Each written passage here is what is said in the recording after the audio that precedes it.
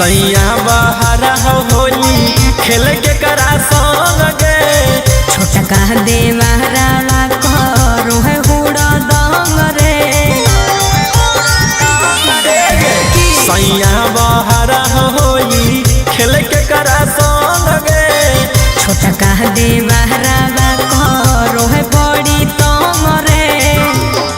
आगे रंग में डालो हो कहो कि कुछ औरी करो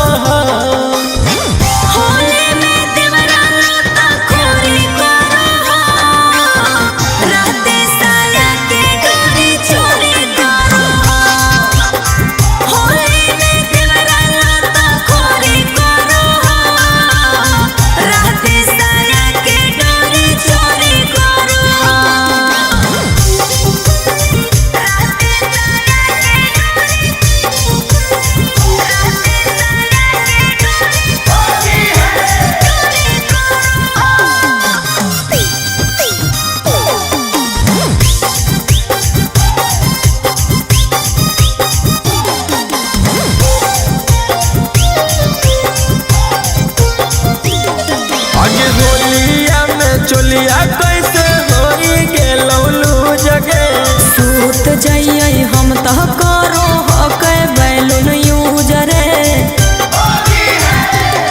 आगे होलिया में चोलिया कैसे होई गेलौलू जगे सूत जाइए हम तो करो हके बैलून यूज रे। आगे करला के बाद फिर की सौरी